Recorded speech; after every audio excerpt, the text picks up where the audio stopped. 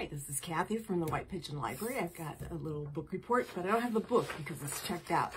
But it's No Plan B by Lee Child. But it's not by Lee Child. It's by Andrew Child, which is his brother. And that would be fine if it still was like Lee Child, because I've been reading him, I'm a little embarrassed to say this, for 25 years.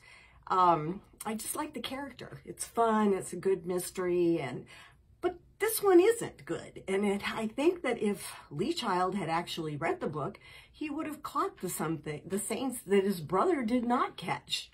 Like in the beginning, it's about Jack Reacher, and if you're not familiar with that character, start at the beginning of the series when Lee Child was still writing them. And it's a great character, and he's fun, and he used to be a military policeman, and now he just wanders the countryside with a toothbrush and money. Apparently, I don't know where the money comes from, but he goes from place to place and rescues people.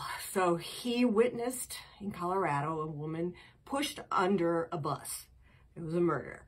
But the police seem to want to call it an accident, and the author implies that the head of the police department is complicit in that murder by not taking a statement and not really being in the least bit interested. The author never goes back to that to tie that in with the rest of the story. And there's several lines in the story. I can see where you might lose track of some of them. And there's really no good way that they're all going to converge. But in the last 20 pages, he makes them all converge. Except for one. There's a little girl mentioned in the beginning of the story that you kind of wonder about. And then at the end of the story, you still wonder because it's never explained. It's just one of those threads that goes off into nowhere. It's not written the same way as Lee Child used to write about it. And at the end, I don't want to ruin the story, but there's just too many things going on at this prison that would require specialized knowledge. You can't just have this kind of criminal enterprise without having specialized knowledge. So it really just didn't make any sense. And it all happens in like the last 20 pages. So you slog through the rest of the book and finally get to the end and you're still like, wait, what happened? It's just not as good, and it's too bad because it's a really good character.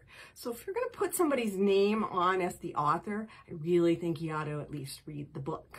I wasn't that pleased, but everybody seems to like it, and it's going out a lot, and that's because everybody likes the Jack Reacher character. Eventually, it'll either get better or it'll just die out.